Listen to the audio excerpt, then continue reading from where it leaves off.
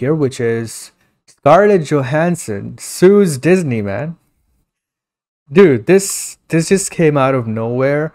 But it's not that surprising to me, but shocking at the same time because, they literally just sued.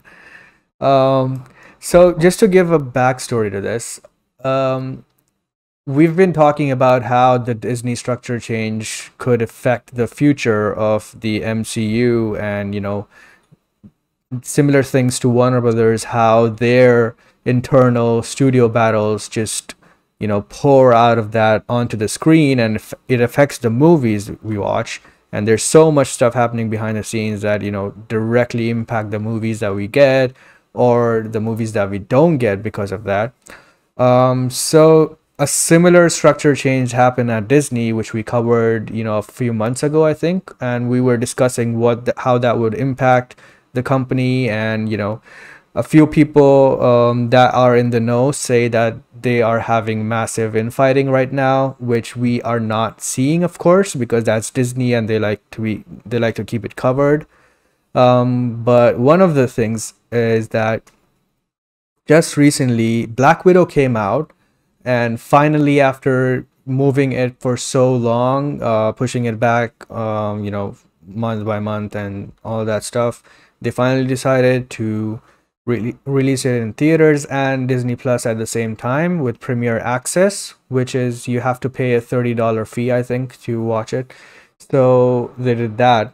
And so far, in the promotions and everything, the director and Scarlett Johansson, they were very professional and they were just promoting the movie, interacting with fans. They had Kevin Feige also had a full-on watch party where he was, talking about the movie and stuff.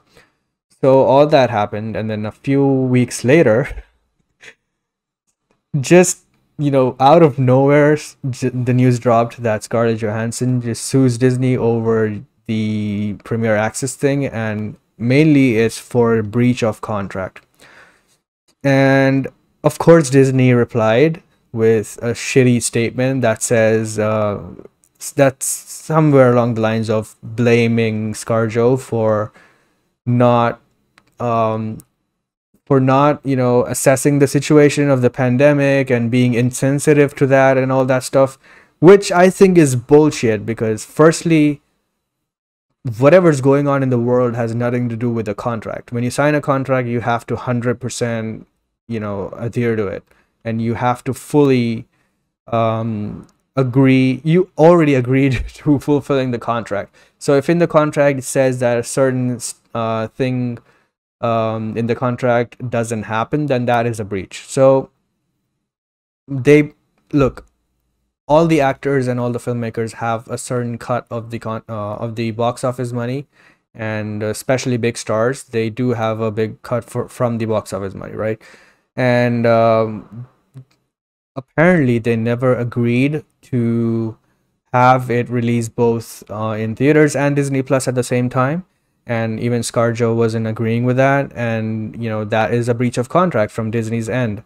And, they shouldn't have done that, because I know that they kept postponing, and there's the only way for people to see it was this way that they did. But I think they should have just talked to each other more, discussed it, and came to a middle ground, and amended the contract in whatever way that fits. But yeah, they finally just breached contract, and she sued. And after that, one day later, apparently Emma Stone is doing that for Cruella, and someone else is also looking into that. And so this is going to be a big thing right now, not just at Disney, I think in Hollywood as well, because WB went through the same thing just a few months ago, and we said on the show it's never about what they don't care about where you watch this movie. It was never about that, even though they said, oh, the theatrical experience and all that bullshit. We knew that that wasn't the case, and they don't care about that. Not that the movie won't benefit from it, but that's not the reason why it doesn't matter where Najeed from India is watching their movie. They don't care. right? So it was always about the Mm. contract and the money that they will get from the box office and all that. And we said that, and this one just proves it because the one at WB, Gal Gadot and Pat Jenkins never said about that stuff, but it was kind of internally dealt with, and I think even Gal Gadot got somewhere around $20 million, or Jenkins did, and they were compensated, right? Because of the breach in contract, and it was silenced. It was dealt with, and then later on, we recently knew that Dune also is releasing in theaters and HBO Max at the same time, and this time Denis didn't say anything, whereas before he wrote a full-on article about how it was bad, right? And even in the article, he mentioned all the theatrical bullshit and all that stuff, which is not true. He just cared about the money and the contract, right? So right now he didn't say anything and it's still releasing, which means that they dealt with it and they compensated whatever. But here Disney just refused. They just refused to compensate her for this, or the filmmaker, the director, and hence she's suing them. So it's very interesting how Disney, being the biggest company in the world right now, in terms of the movies and stuff, and they are not dealing with this internally. This just, I think that if Bob Iger was still the chairman or the president of this, he would have never, um, you know, he would have never taken this far, and he would have dealt with it instantly. And on top of that, Kevin Feige is apparently um, very disappointed, angry, and he thinks this is disgusting that's happening to ScarJo. So when he said that, Disney never replied because Kevin Feige to Disney is one of the biggest. He is the one that made Marvel Studios. He is single-handedly the one that made Marvel Studios what it is today, and he's kind of the Zack Snyder, but even more over there because Zack didn't fully get to do it for 10 years, but he did. And he made them a lot of money. So he is the golden goose that keeps laying the golden eggs. So they cannot upset him or disappoint him. Whereas I think they felt that, oh, Natasha is already dead and she's not going to be in more movies. So it's fine that we fuck her over, and she's a woman, so she won't say anything and stuff like that. Maybe they're thinking. But if Kevin Feige is upset, they can't say anything because they can't allow him to walk, and that would be very, very, very detrimental to their universe. So at this point, they even need him because there's no end game or Infinity War coming. They basically have to build the next phase of the MCU, right? So yeah, all of this is very, very interesting. You saw this play out. We've been covering this for a while. What do you think of it? Yeah, I look. Fair play to Scarlett Johansson because she went on her press tour for Black Widow. She promoted the movie. She wanted the movie to do well, while behind the scenes, she was a little bit upset at Disney. And she's not suing the MCU. She's not suing Marvel. She's not suing Kevin Feige. She's suing Disney as a business. And this is what it is a business decision. Now, these are rich people. They make a lot of money. But her losing out on 20 million in her world is a lot, because like it's a lot to us as well. But like from our point of view, we could say, but she's rich, Disney are rich. What's the point? Well, in their worlds, this is the money that's thrown around the place: 10 million, 20 million, 30 million for appearing in a movie, and then an extra 10 million for box office revenue. Like, this is the world these people live in. And there's contracts for a reason. And she signed a contract that this movie was supposed to be a theatrical release. And in that contract, if the movie makes this so much money at the box office, she gets this much out of it. You take away that box office, she only gets paid for appearing in the movie. Most of the money is being made on Disney Plus, baby. And she doesn't see any of it. It only goes to Disney. So that's probably why she's a bit upset. And also, she's It's all in the not Brie contract. Larson. She's the Yeah, founding member of the yeah, Avengers. She is there right from the yeah, beginning, from Iron Man 2. So she has yeah. been in almost every single, development development phase of the MCU, and she has been fully supportive, and whatever they asked her to do, she did, and she has been there from the start. Yeah, and that's the problem. And she probably deserves more respect as a talent. Because I think her next movie is a Disney movie as well. That's in development right now. It's not shooting, but it's in development. And yeah, like it's just bad business. It really, really is. And I understand like Kevin Feige is upset because one of his talents is being the now money is being messed around with. So yeah, I don't think this will go to court. I think she should be paid off in a settlement. I think she'll get a lot of money out of it. But it just shows you the bad management. And people gave Warner Brothers a lot of shit back at the end of last year for moving all their movies onto the streaming. So Warner Brothers were killing the movie business. And then a few months later, Disney did the exact same thing. And nobody says a thing. And with But Premiere Warner Access, Brothers, they didn't even give it for free. yeah, Even from that, yeah, they want more exactly. money. Yeah, and behind the scenes, Warner Brothers, they paid off their talent, the big talent anyway, and said, look, this is what we have to do. Sorry, we'll give you 10 million, 20 I million. Don't forgot to sue us. say Don't this. make a It big was deal even of it for Suicide publicly. Squad. Even James Gunn was upset, Yeah, and he didn't say anything about it yeah, because obviously they probably have compensated him. yeah. All the talent at first were annoyed, but in the end, they all got paid off. Disney didn't do that. They don't seem to have done that. So, you know, I don't know if Spider-Man Far From Home won't be a Disney Premier Access anyway. You know, Tobey Maguire's going to get his money. Andrew Garfield's going to get their money. They're all going to get their money. I know it's a Sony movie as well, but like some, Angelina Jolie with Eternals, she's going to get her money.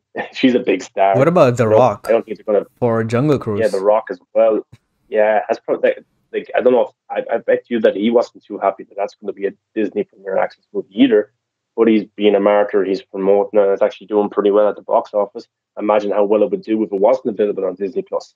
We could talk about a movie here that could be hitting over 50 million at the domestic box office. I think it's opening to around 32 million. So but it's also on Disney Plus. So yeah, Disney tried to pull a fast one big time.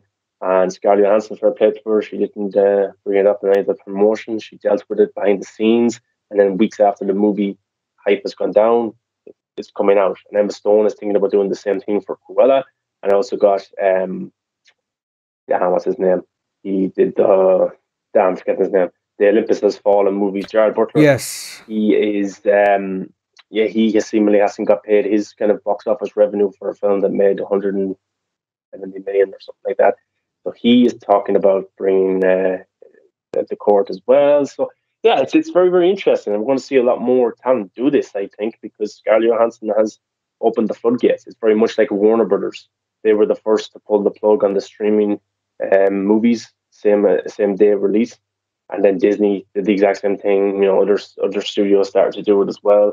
Now other actors are following Scarlett Johansson, so it's going to have to be dealt with pretty quickly by the studios, and it might change the future of these contracts and how they're written.